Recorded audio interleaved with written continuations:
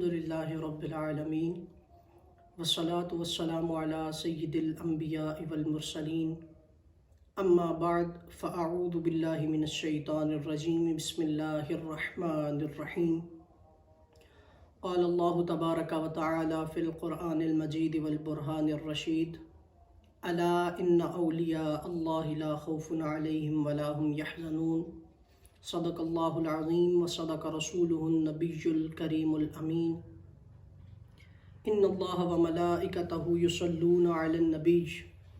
یا ایہا الذین آمنوا صلوا علیہ وسلموا تسلیما الصلاة والسلام علیک یا سیدنا یا رسول اللہ وعلی آلک و اصحابک یا سیدنا یا خاتم النبیین الصلاة والسلام علیک یا سیدنا یا شفیع المذنبین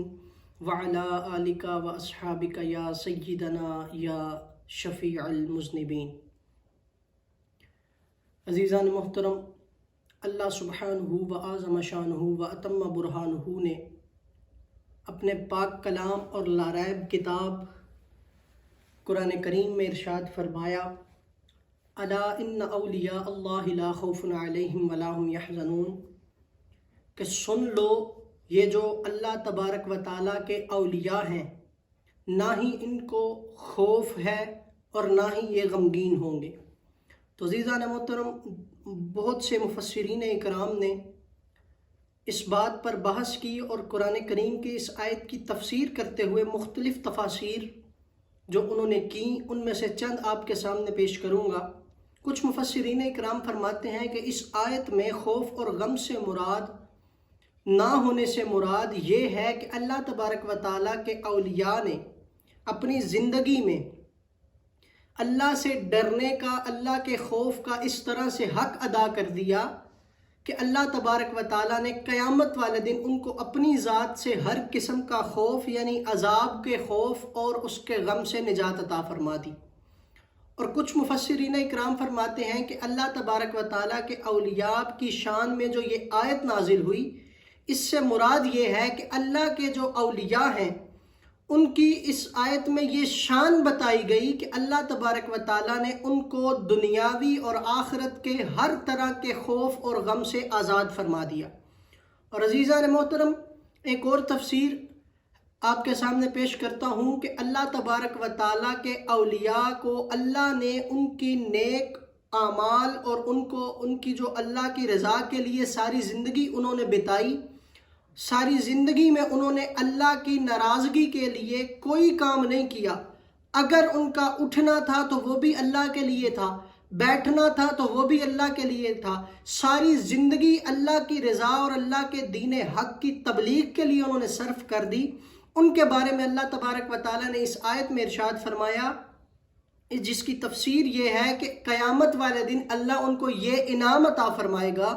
کہ نہ ہی ان کو اپنی ذات کے حوالے سے کسی قسم کا خوف ہوگا اور نہ ہی وہ دیگر جو ان کے ساتھ منسلک لوگ ہیں، ان کے متعلقین ہیں، محبین ہیں، مریدین ہیں، نہ ہی ان کی طرف سے کوئی ان اولیاء اللہ کو کسی قسم کا غم ہوگا۔ کیوں؟ اس کی وجہ یہ ہے کہ اللہ تبارک و تعالیٰ کے یہ جو اولیاء ہیں ان کو اللہ تبارک و تعالیٰ نے ہر طرح کے خوف اور غم سے نجات عطا فرما دی۔ اور عزیزان محترم، مفسرین اکرام ایک اور بات لکھتے ہیں کہ غم ہمیشہ بندے کو دوسرے کی ذات کے لیے ہوتا ہے، کسی اپنے پیارے کی، کسی اپنے متعلقین، کسی تعلق رکھنے والے کی ذات کے لیے ہوتا ہے، اور خوف ہمیشہ بندے کو اپنی ذات کے لیے ہوتا ہے۔ تو اللہ نے انہیں یہ انعام عطا فرمایا کہ ہر طرح کے خوف اور غم سے ان کو نجات عطا فرما دی۔ اور عزیزان محترم، ایک حدیث قدسی میں آپ کے سامنے پیش کرتا چلوں کہ حضور اکرم صلی اللہ علیہ وآلہ وسلم ارشاد فرماتے ہیں کہ اللہ تعالیٰ فرماتا ہے کہ جو بندہ فرائض اور نوافل کی ادائیگی سے میرا قرب حاصل کر لیتا ہے، میں اس کے ہاتھ بن جاتا ہوں جس سے وہ چیزیں پکڑتا ہے، میں اس کی آنکھ بن جاتا ہوں جس سے وہ دیکھتا ہے، میں اس کے کان بن جاتا ہوں جس سے وہ سنتا ہے، اور میں اس کی زبان بن جاتا ہوں جس سے وہ بولتا ہے، میں اس کے پاؤں بن جاتا ہوں جس سے وہ چلتا ہے۔ تو عزیزان محترم، اگر اس آیت کا ظاہری مطلب لیں، اس کی جو ظاہری اس کا معنی کریں، تو عزیزان محترم یہ اس عقیدے کے خلاف آتا ہے کہ جو اللہ تبارک و تعالیٰ نے ہمیں دیا کہ اللہ تبارک و تعالیٰ جسم اور جسمانیات سے پاک ہے۔ تو اس کی تفسیر آئیے مولا کائنات سے پوچھتے ہیں۔ حضرت مولا کائنات شہنشاہ ولایت کرم اللہ تعالیٰ وجہہ الکریم فرماتے ہیں کہ اس آیت میں اس چیز سے مراد یہ ہے کہ اللہ تبارک و تعالیٰ اپنے اولیاء کو یہ انعام عطا فرماتا ہے کہ آنکھیں انہی کی ہوتی ہیں لیکن دیکھنے کی طاقت اللہ اپنی عطا فرما دیتا ہے، زبان انہی کی ہوتی ہے لیکن بولنے کی طاقت اللہ اپنی عطا فرما دیتا ہے، چلنا پھرنا پاؤں انہی کے ہوتے ہیں لیکن اللہ انہیں طاقت اپنی عطا فرما دیتا ہے۔ یہی وجہ ہے کہ حضور غوث پاک رحمت اللہ تعالیٰ علیہ نے فرمایا کہ میرا مرید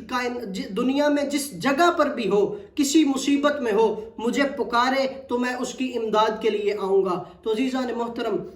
ایک اولیاء کی شان میں بہت پیارا واقعہ آپ کے سامنے پیش کرتا چلوں۔ حضرت عبداللہ حسینی رحمت اللہ تعالیٰ علیہ آپ فرماتے ہیں کہ ایک دن میں حضور غوث پاک علیہ رحمہ کی بارگاہ میں حاضر ہوا۔ آپ فرماتے ہیں جب میں خانقاہ کے اندر جانے لگا تو دروازے پر میں نے ایک منظر دیکھا کہ ایک نوجوان وہاں دروازے پر تڑپ رہا ہے۔ تو کہنے لگا، اس نوجوان نے عرض کی کہ اے عبداللہ حسینی، آپ میری سفارش کیجئے گا حضور غوث پاک کی بارگاہ میں کہ وہ مجھے معافی عطا فرمائیں۔ تو آپ فرماتے ہیں کہ میں جب اندر حاضر ہوا تو حضور غوث پاک کی بارگاہ میں نے عرض کی کہ حضور باہر ایک نوجوان ہے، درد سے تڑپ رہا ہے، بلک رہا ہے، تو آپ اس کو معافی عنایت فرمائیں۔ تو حضور غوث پاک نے فرمایا کہ ٹھیک ہے، تم اسے جا کے میرا پیغام دو کہ غوث پاک نے تمہیں معاف فرمایا، عبد القادر نے تمہیں معاف فرما دیا۔ تو عزیزان محترم، حضرت عبداللہ حسینی فرماتے ہیں کہ جب میں نے ان کو جا کے کہا، یہ بات کہی کہ غوث پاک علیہ رحمہ نے تمہیں معاف فرما دیا، تو وہ اسی وقت ٹھیک ہو گیا اور اس نے ہوا میں پرواز کی اور غائب ہو گیا۔ تو عزیزان محترم، آپ فرماتے ہیں کہ میں نے حضور غوث پاک کی بارگاہ میں عرض کی کہ یا غوث اعظم، آپ مجھے اس بات کے بارے میں بتائیے کہ یہ کیا معاملہ تھا۔ تو حضور غوث پاک نے ارشاد فرمایا، اے عبداللہ، یہ بندہ صاحب حال تھا، اور جب یہ اس جگہ سے پرواز کر کے گزر رہا تھا تو اس کے دل میں یہ خیال آیا کہ پوری اس جگہ میں میرے جیسا کوئی نہیں، میرے جیسی شان والا کوئی نہیں۔ تو آپ فرماتے ہیں میں نے اس کا سارا حال سلب کر لیا تھا، اور یہ اس وجہ سے تکلیف اور اس کی جو تکلیف تھی اس کے ساتھ وہ تڑپ رہا تھا، بلک رہا تھا، اس کی ساری ولایت مجھے جو اللہ نے طاقت دی ہے میں نے سلب کر لی تھی۔ تو عزیزان محترم، اللہ تبارک و تعالیٰ نے اپنے اولیاء کو بہت سی شانیں عطا فرمائی ہیں۔ تو دیگر اگر مولانا روم سے پوچھیں تو آپ فرماتے ہیں اولیاء اللہ اولیاء یعنی دیدے پیر دیدے کبریا، وآخر دعوانا الحمدللہ رب